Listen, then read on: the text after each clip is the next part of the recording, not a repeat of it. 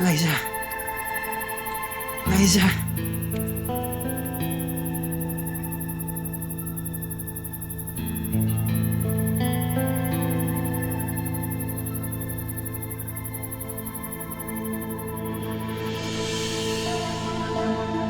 Na-order ko na yung gearbox sa supplier. Hopefully, bago matapos yung linggo, nakaka-andar na ulit ng motor mo. Uy, Rusty. Ay, ano yun, Liza? Sorry, ano ulit yung sinabi mo? Sabi ko, naka-order na ako ng supplies. Okay, good.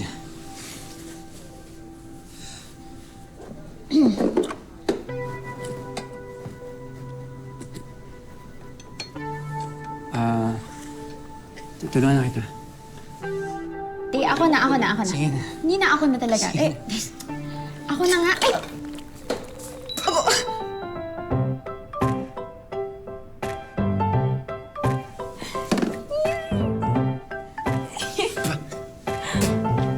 Akin na.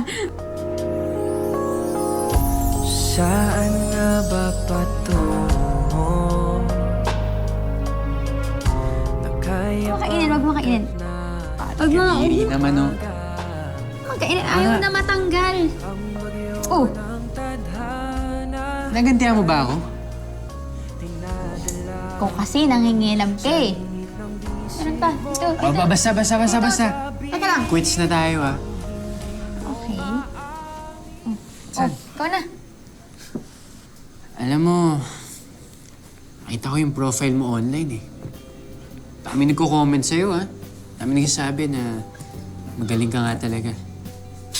Tapos yung tawag pa nila sa'yo, ano yun? Motorcycle whisperer. Bakit? Passion mo na ba talaga to? Favorite kasi na banding namin to ni Dad at saka ni Maming ko. Nagsimula sa hobby hanggang sa naging trabaho ko na. Ito yung clutch lever. Ito naman, ang brake line. Pero hindi lang naman to basta pagme-mekaniko. Para kung nababalik sa mga customer ko yung saya na makapag-enjoy sa kayong motor nila. Sun on your face, wind in your hair. You're giving them an experience. Mismo. Alam mo, ayun din yung habol ko sa pagbebenta ko ng mga vintage shirts. Madaming bashers, kesyo tindero lang daw ako ng damit. Pero di nila alam, I'm selling a vibe, an identity. Alam mo, kahit nagsimula tayong busit sa isa't isa, dami rin pala nating similarities. Teka, ibibigay lang ako sa'yo.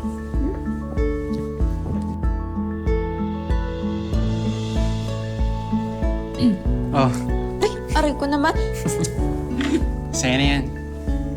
Uy. Thanks, ah. Kasi, nakanta sa akin ni Yago yung tungkol dun sa girlfriend mo sa ospital. Liza ba yung name niya? Yung tinawag mo sa akin kanina. Daldal talaga ng kapatid ko. Sorry sa nangyari sa kanya. Wala namang may gustong mangyari yun. Hindi mo naman kasalanan na ganun yung naging kondisyon niya. Oo naman. Wala akong kinalaman doon sa nangyari sa kanya. Ha? Hindi mo siya angkas nung bumangga ka? Hindi. That night, may konting tampuhan kami ni Liza. Tapos, uminom siya sa bar kasama yung kaibigan namin si Mateo.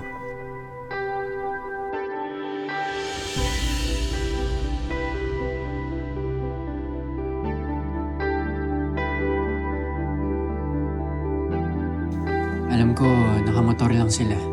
Kaya Pinuntahan ko sila para sunduin ko si Eliza.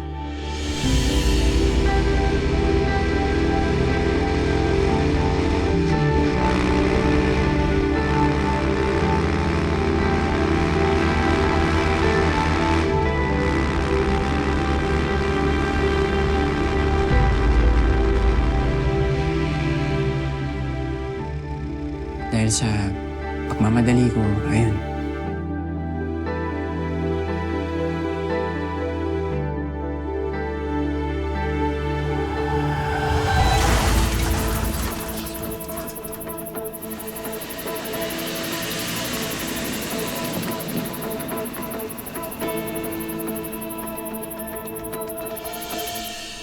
Aksidente ako. Sa ospital ko na nalaman na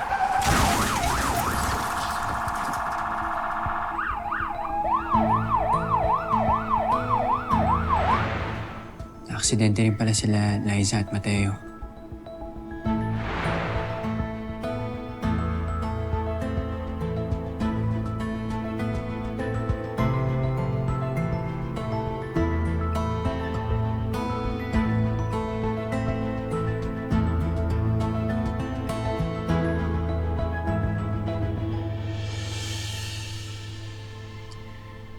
Tapos yung gagong Mateo na yun. Masyadong duwag. Di man lang niya hinarap yung nagawa niya.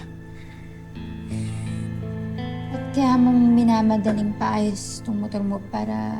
Malapit na magising si Liza. At ayokong malaman niya na naaksidente pa ako dahil sa paghahabol sa kanya.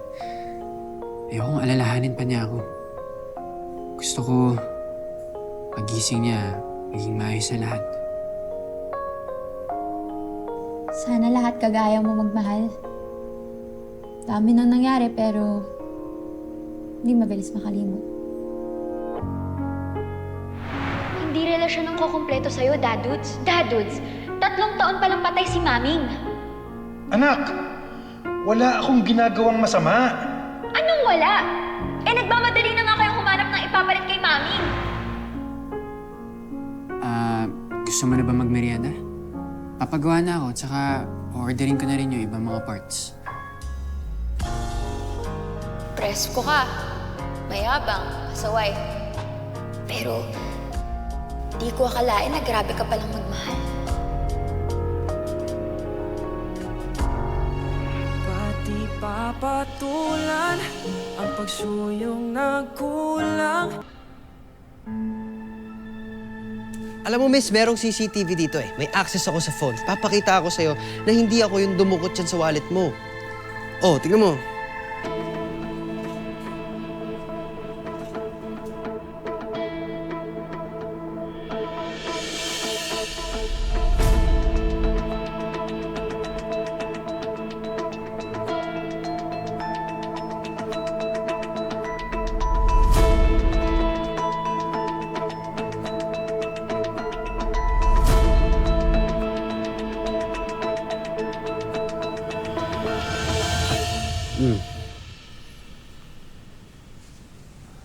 So, okay. Hindi nga ikaw. Sorry. Grabe ka naman kasi, porket mekaniko ako. Kaya akala mo, magnanakaw ako. Sorry. Lesson of the day, never accuse the hopeless romantic. Sakit yan sa ego.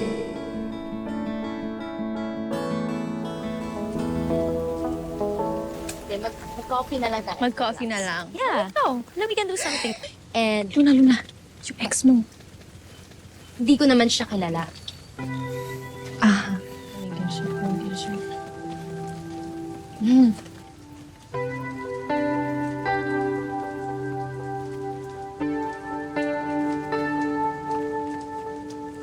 Kausapin ko yata. Luna, Ayun na nga. Sige, alis na ako ah. Okay, kaya mo na yan. Luna.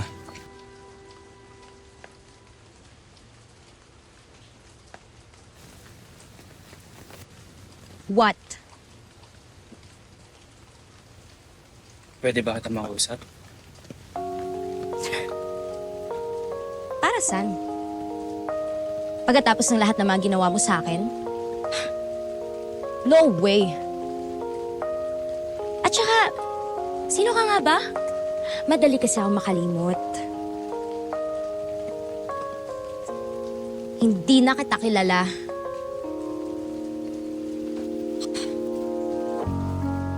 And just like that, tahimik na naman si Vincent. Pero ang mga mata niya, loud as hell.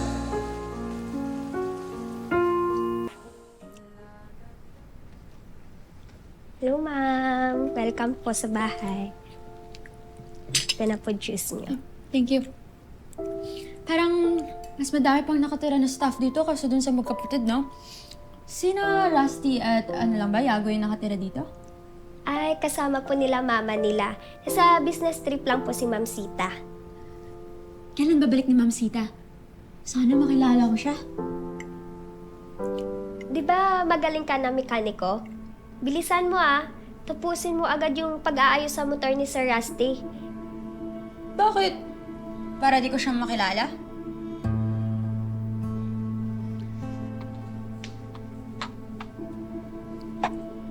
Natakot naman.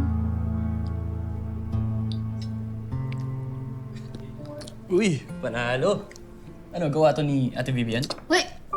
Ikaw pinahamak mo ko. Hinayaan mo akong isipin na si Rusty yung dahilan sa pagka-aksidente ni Liza. Eh, hindi naman pala. Nagbuka pa tuloy akong chismosa. Ganun ba? Wala, di ko rin talaga alam kung anong totoong nangyari. Si Kuya Rusty kasi, hindi naman yan nagkwento sa akin. Kaya, ayoko na rin usisahin. Dalawa na nga lang kami. Di pa kami close. Ba't naman?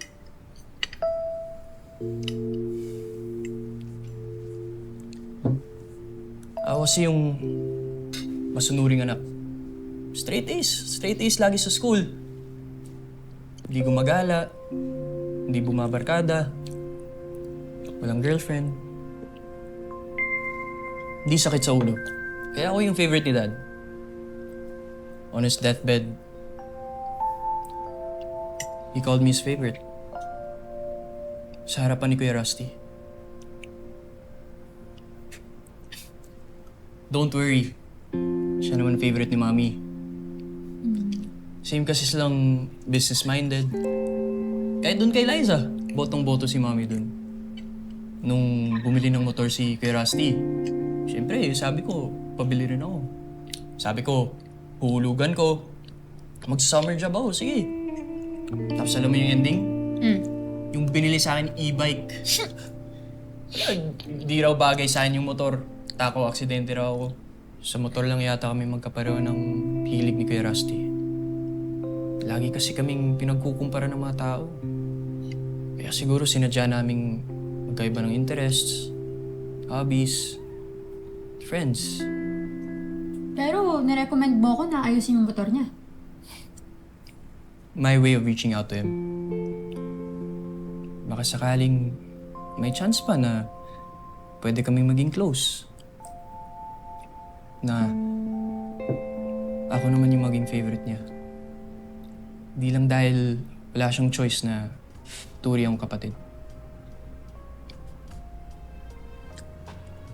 Magiging okay rin kayo. Huwag kang mag-alala. Gagalingan ko yung pag-ayos ng motor ng kapatid mo para hindi ka mapaya sa akin. Deal? Di pa sabihin ang hindi mo maamin. Ipauubaya na lang ba to sa hangin? Huwag mong ikatakot ang bulong ng damdamin mo. Naririto ako, nakikinig sa'yo.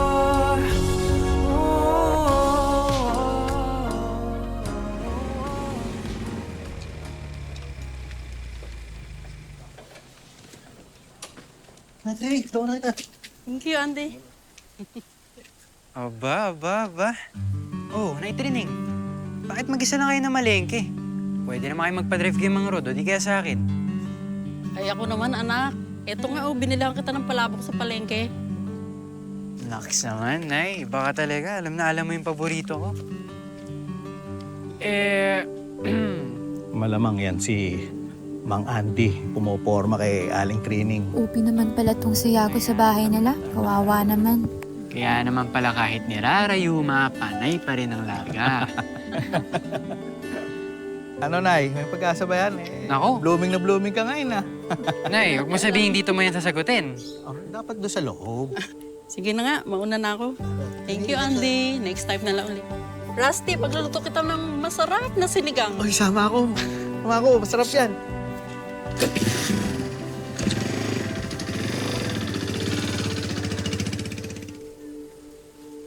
Una na ako ah. Balik na lang ako pagdating ng piyasa. Hatid Hatid na kita.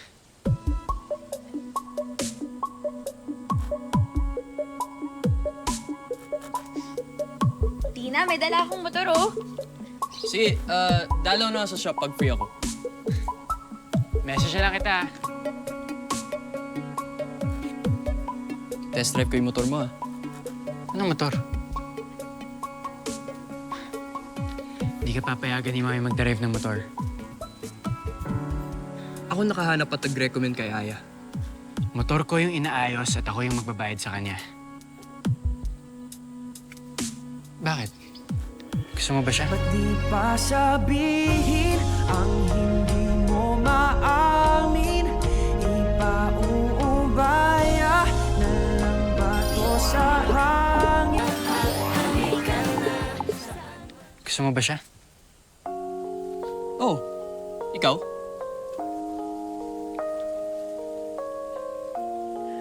May girlfriend ako.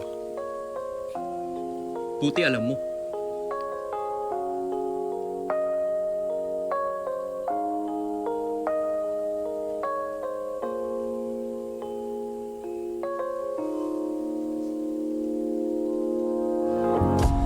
Saan nga ba patungo? Nakaya pagkat nahihiwaga.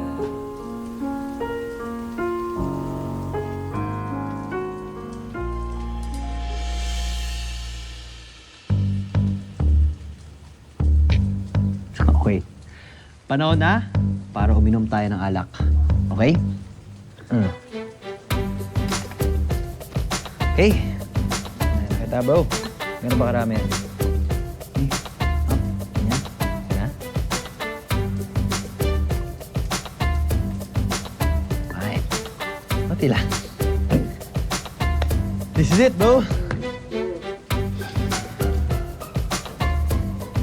Cheers. Bro, una sa lahat, lagot kay Lola. Pangalawa, you're overreacting. Kung si Vincent, maintindihan ko pa eh. Pero ikaw? You're too dramatic naman, bro. Alam niyo mga pinsan, ang alak daw, truth serum yan. Pero parang hindi pa kayo ready dyan eh. Hindi pa kayo ready sa alak. Hindi pa kayo ready sa truth. Ikaw, Vincent, you're too scared eh. Nakita mo na nga si Luna.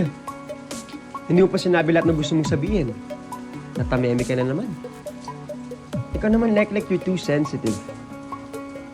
Napagbintangan ka lang ng isang magandang babae. Butthurt ka agad. Alam mo, life is not a rom-com, bro. Alam mo, we have to face the real world.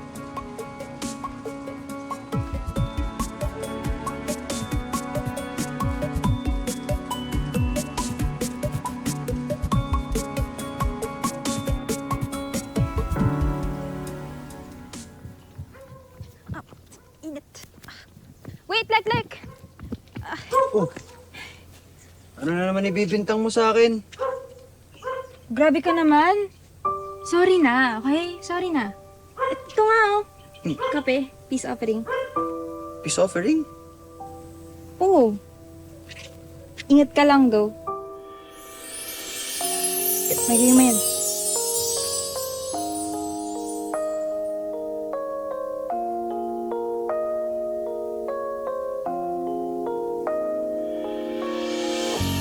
Sa hindi inaasahan, magtatagpo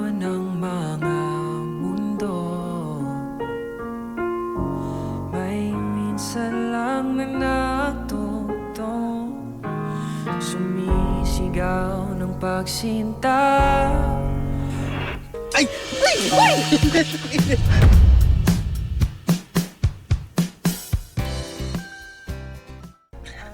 Baka pinagpalit niya na ako sa iba. Ako rin eh, baka pinagpalit ako ni DC sa iba eh. Wala na akong mahanap na katulad niya. Ayoko na maghanap kung di rin lang siya.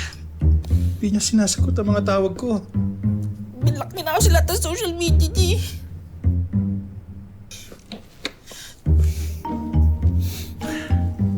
Cheers, brother.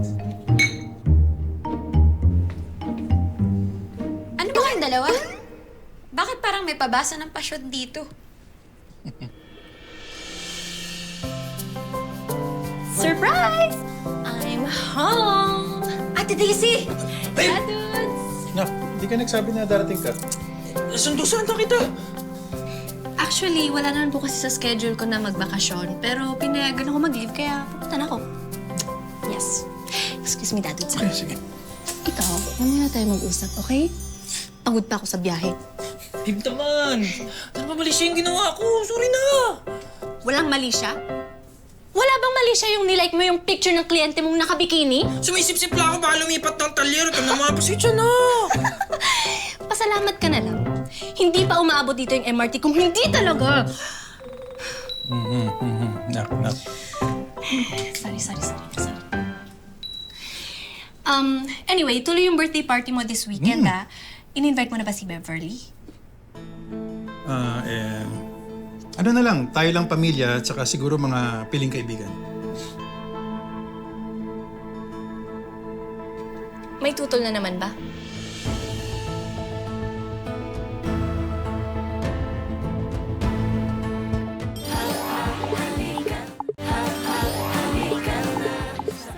May tutol na naman ba? Nakakaya naman sa mga kapitbahay. Baka madami pa silang masabi. Nila o ikaw? Alam mo, baka ikaw yung maraming sinasabi tungkol sa pagdadate ni Dadudes. Ko sa'yo, te. Hindi. Mag-usap tayo, Lika.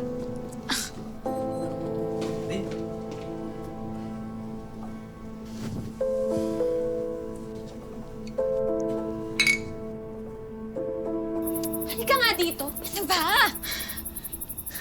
Ayaw mo bang sumaya si Dadudes? Gusto mo bang nakikita siyang miserable? Ako ang laging kasama ni Dadudes. Ikaw ang laging wala. Kaya ako ang nakakaalam kung masaya o malungkot si Dadudes. Malamang malungkot. Kaya nga nakikipagkaibigan eh. Habang buhay mo na lang ba siyang pipigilan? Bilis niyo namang mag-move on. Pero yung problema niyo ni Boss Carlo, ang liit-liit, hindi mo makalimutan.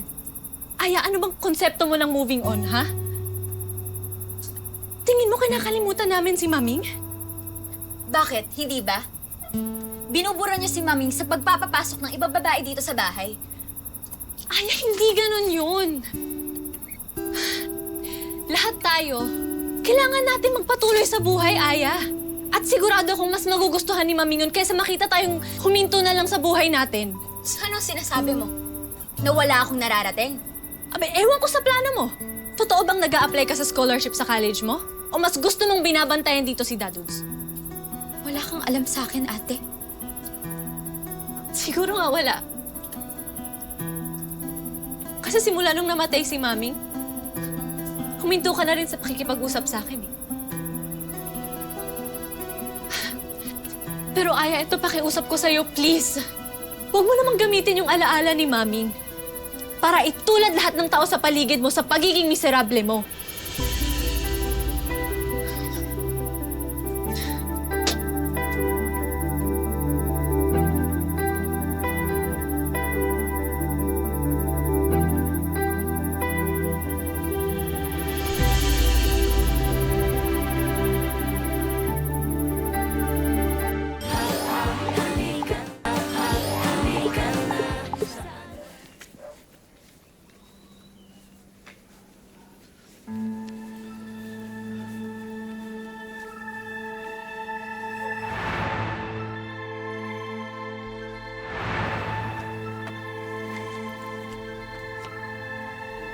Hoy!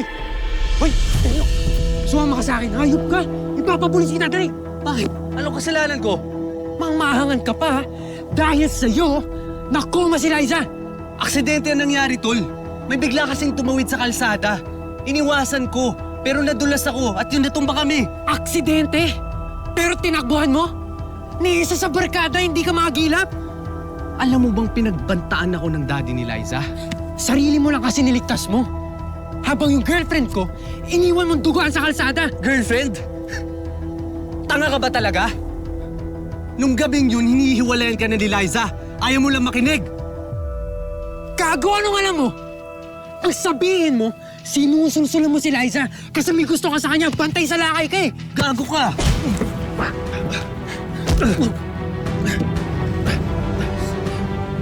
Pag nagising si Liza, tignan natin kung piliin ka pa rin niya.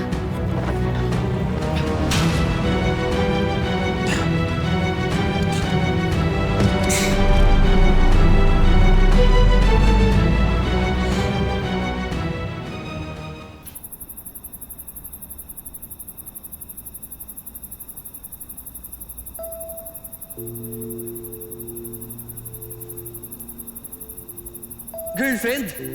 Tanga ka ba talaga? Nung gabing yun, hinihiwalayan ka na ni Liza. Ayaw mo lang makinig.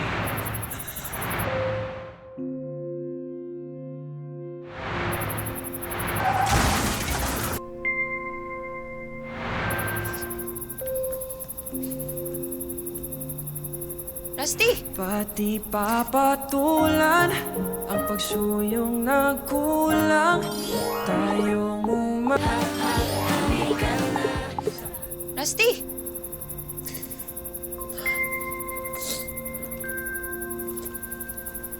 Uy! Anyari sa'yo? Napaaway ka ba? Naaksidente ka? Napagtripan? Uy. Ay, hindi ko na alam yung gagawin ko eh. Pilit kong pinapaayos yung motor kong sira pero ang totoo, buhay ko naman tong may sira eh.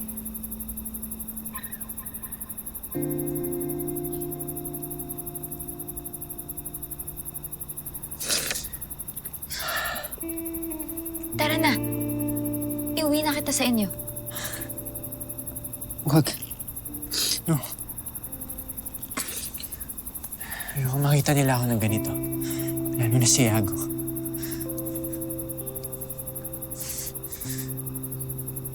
Sa motor shop na lang. Gagamutin ko yung sugat mo.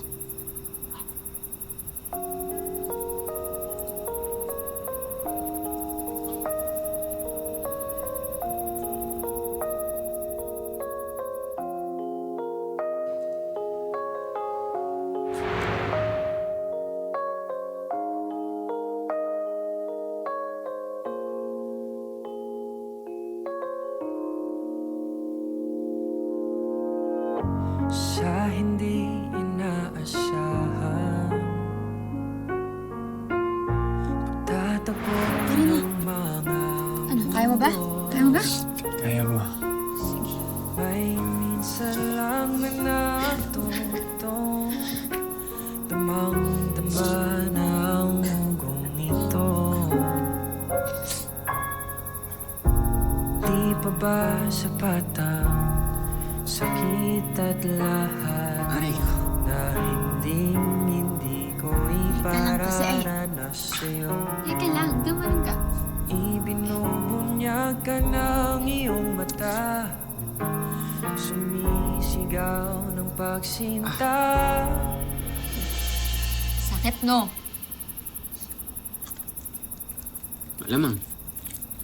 Tiisin mo. Ikaw naman pala nag-umpisa eh. Baka talaga, Aya. Cariño brutal. E di, paano na yan? Friendship over na kayo ni Mateo? Magbabayad siya. Di ako titigil hanggat hindi siya nakukulong sa ginawa niya kay Liza.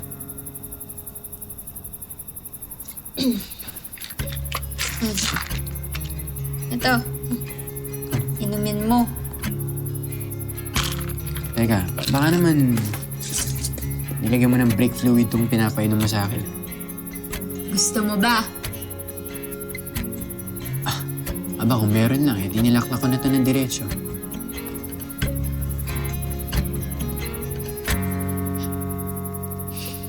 Alam mo, Rusty, mabuti kang tao. Saglit pa lang tayong magkakilala pero kita ko yung malasakit mo kay Yago tsaka sa mga kasama mo sa bahay. Kung paano mamahalin si Liza. Swerte niya sa'yo.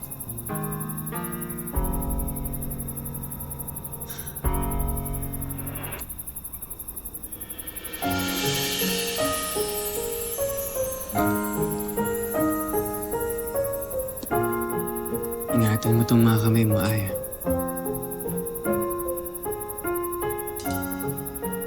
Marami tong kayang gawin. Mag-repair ng motor na sira. At Dinadala ko magpagaling ng wasak na puso. mo, ba't di pa sabihin ang hindi mo maamin? Ipauubaya na lang ba to sa hangin? Huwag mong ikatakot ang bulong ng damdamin mo. Naririto ako, nakikinig sa'yo.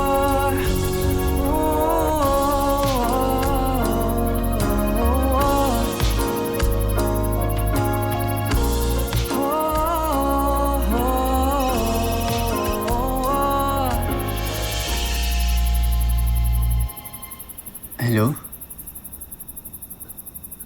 Opo, ito nga. Ha?